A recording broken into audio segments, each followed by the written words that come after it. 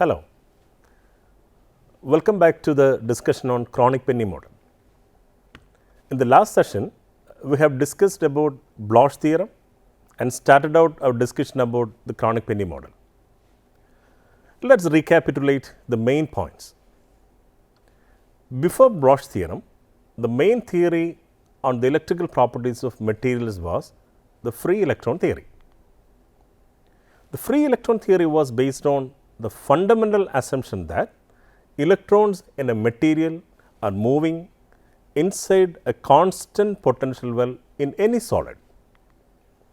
The free electron theory was very much successful in explaining the electrical conductivity of metals and thermionic emissions from the metals, but it failed to explain the behavior of materials or the classification of materials as solids, insulators and semiconductors.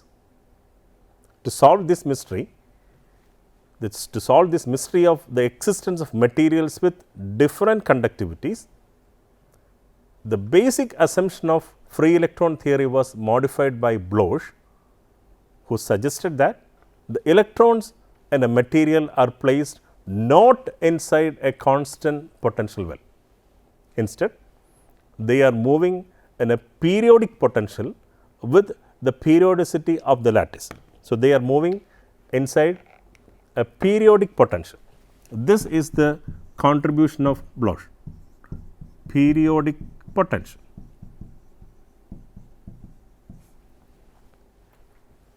With the periodicity of the lattice.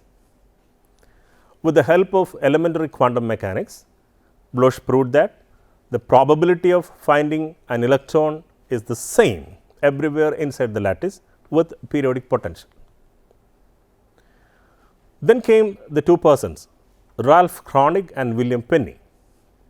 They used the idea suggested by Bloch and suggested a well-defined periodic square well potential. Bloch suggested periodic potential, and these persons, Kronig and Penney, defined the periodic potential to be square well. In fact, one dimensional square well potential, square well. So, they have given a clear cut idea of what should be the periodic potential, what should be the shape, what should be the type of periodic potential. Kronig and Penney.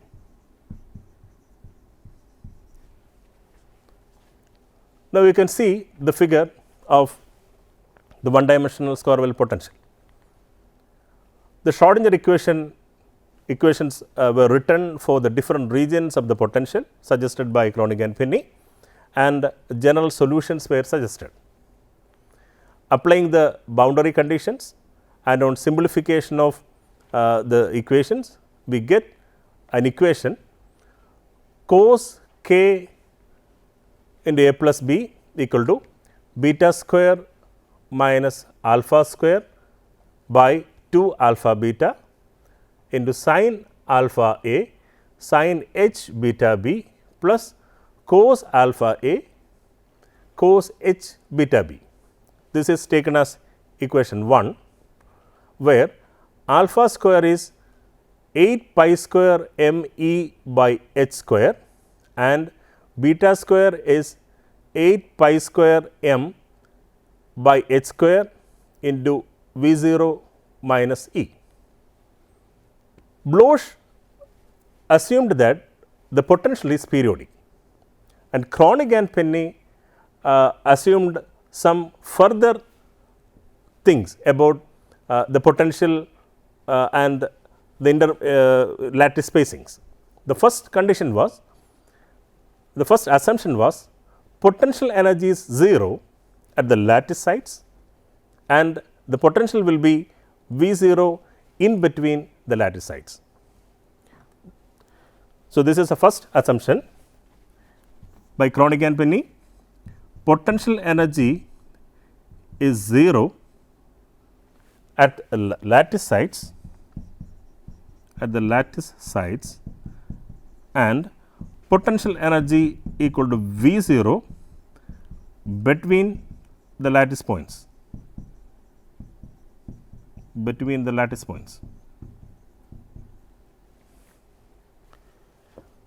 As the height of the potential barrier V tends to infinity, width B of the barrier tends to 0.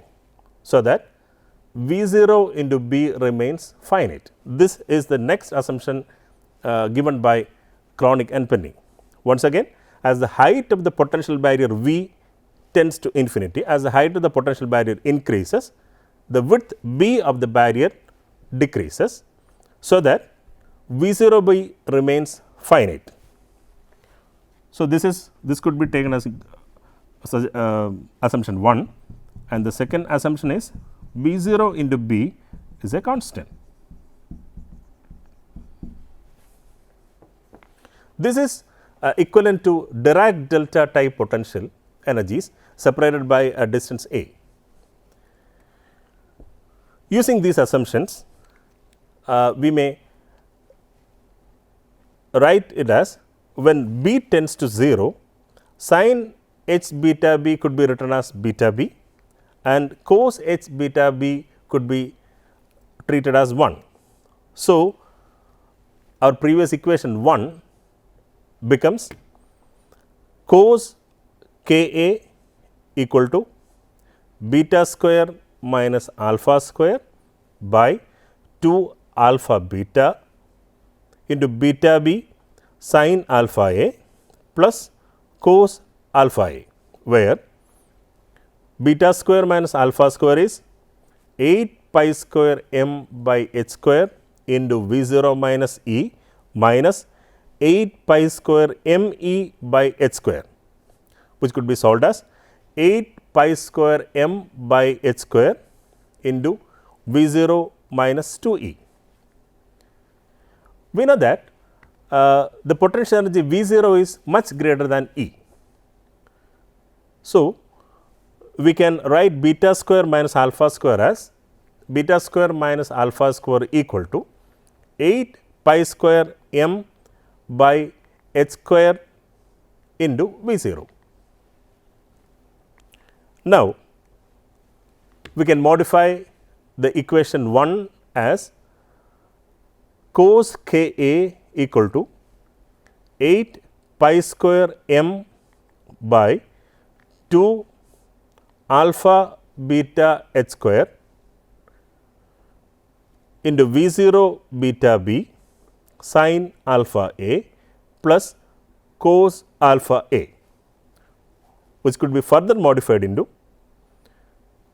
4 pi square m a by h square into V 0 b into sin alpha a by alpha a plus cos alpha a, which can be finally written in the form p sin alpha a by alpha a plus cos alpha a, where p is equal to 4 pi square m a by h square into V 0 b. The equation which we have just written can be represented as a graph. We know that cos k a can have values only between minus 1 and plus 1, which is indicated by the two parallel horizontal lines in the figure. This means only certain values of alpha,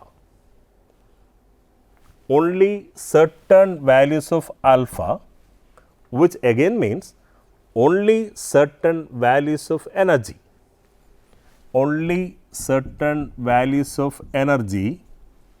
are allowed. Then for specific E, we will have only one value for cos k a. This means for a specific value of E, we will have only one value for cos k a, exists for a particular energy. So, since cos k A is an even periodic function, it will have the same value whether k A is positive or negative. Further, cos k A poses the same value when k A is increased by an integral multiple of 2 pi radian. That is, we have said two things. The first one is that cos k A is an even function, even periodic function. So, even if k A goes to be negative, you will get a positive function. The value will be positive, cos k A will be positive. Secondly, when cos k A poses the same value, which means cos k A will have the same value as cos k A plus 2 pi or cos k A plus n times 2 pi. The value repeats. This means the energy E of an electron is a periodic function of k with a period 2 pi by A. So, the periodic, so we are getting a periodic energy with a period 2 pi by A. When k increases by 2 pi by A, you will have the same, you will have a periodic function of energy. Look at the figure. The dotted lines represents the free energy electron curve, and the solid lines, solid curves are the curves that we obtain when you apply the Kronig-Penney conditions to the free electron wave, or the free electron wave is modified by a periodic periodic function. So, you can see in the figure allowed bands and gap between these allowed bands. This means we have two types of bands existing in every solid. The shaded bands are the allowed bands where the electron can possess, electron can stay, and in the gap which is not shaded between these allowed bands, the electron cannot stay, or the electron energy cannot take a value in between these energy levels, and these gaps are called energy gaps or band energy gap, and this came into existence by the following calculations. For example, take for k to be real, cos k A, the modulus of cos k A should be less than 1. The modulus of cos k A should be less than 1. This corresponds to the allowed energy bands, which are represented by the shaded portions in the figure. Let us see what happens when the modulus of cos k A goes beyond 1. If it is greater than 1, these values corresponds to the values where k are imaginary. When k becomes imaginary, you cannot have energy levels. So, this corresponds to the band gap energy or the forbidden band. We say the energy corresponding to the values where cos k A greater than 1 are as forbidden band, because the electrons are forbidden, the electrons are not allowed to take energy levels in this energy level, in this energy spectrum, in this energy range. Now, the motion of electrons in a periodic lattice is characterized by bands of allowed energy separated by forbidden regions. You can see the figure.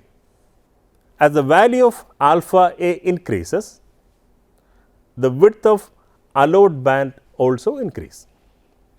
As the value of alpha A increases, the width of allowed bands increases, while the width of forbidden bands decrease. So, when alpha A increase, two things happen. As alpha A increases width of allowed bands, which are represented as the shaded portion, also increase. At the same time, the width of forbidden bands, decrease. As alpha A goes on, you can see that in the figure. This is because as alpha A increases, the first term of the RHS of the equation cos k A equal to P sin alpha A by alpha A plus cos alpha A decreases. I will write the term. So, we have the equation cos k A equal to P sin alpha A by alpha A plus cos alpha A.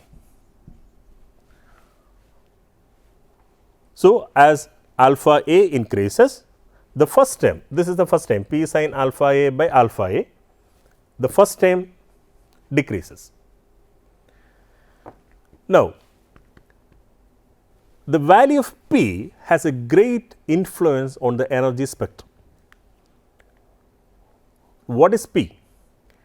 P is given by the equation P equal to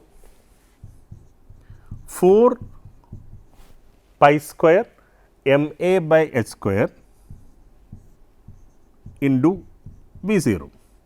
This is our P, and the value of this P has a great bearing on the energy spectrum of any material, and this is a measure of the potential barrier strength V 0 B. We have discussed about V 0 B earlier. This is the measure of the potential barrier strength V 0 B. It behaves like a Dirac function, as we have Dirac delta function, as we have mentioned earlier. If P is large, the function P sin alpha A by alpha A plus cos alpha A crosses the +1 and -1 region at a steeper angle. You can watch the figure. In the figure, the line crosses at a steeper angle. Now, the allowed bands are narrow and the forbidden bands are wider. This happens when P is very high. If P is very large, that is, the potential barrier strength tends to infinity, then the figure changes to this shape, but the term P sin alpha A by alpha A plus cos alpha A should stay within the limit +1 and -1. Then it follows that sin alpha A by alpha A tends to 0. That is, sin alpha A by alpha A tends to 0, or sin alpha A tends to 0, or alpha A equal to plus or minus n pi, alpha A equal to plus or minus n pi, and alpha square equal to, from here, alpha square equal to n square pi square by a square. This is the new value of alpha square. Now, we have a value for alpha square earlier. We will equate the alpha square equal to n square pi square by a square equal to 8 pi square 8 pi square m e by h square,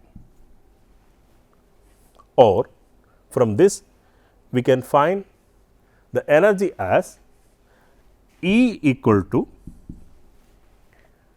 n square h square by 8 m a square. This is the value of energy of the electron. This is equivalent to the case of a discrete energy spectrum of a particle in a constant potential box of atomic dimensions. This happens when the p value is very large and tends to infinity. This is as expected. For large p, tunneling through the barrier is almost impossible. On the other hand, let us make p equal to 0. So, we are taking the other case, the opposite case, p becomes 0. If p is 0, then the curve will be like this as you are watching in the figure. When p is 0, cos alpha a equal to cos k a, or alpha equal to k, alpha equal to k, or alpha square equal to k square, alpha square equal to k square. And what is that? K square equal to 8 pi square m e by h square, or from this E equal to h square by 8 pi square m into k square. Now, we substitute the value of k. We get this is equal to E equal to h square by 8 pi square m into 2 pi by lambda the whole square. And solving this, we get this is equal to h square by 8 pi square m into 4 pi square by lambda square. Solving this, we get h square by 2 m, h square by 2 m, we get this by 4 and 8 giving 2, then pi square gets cancelled, h square by 2 m into p square by h square.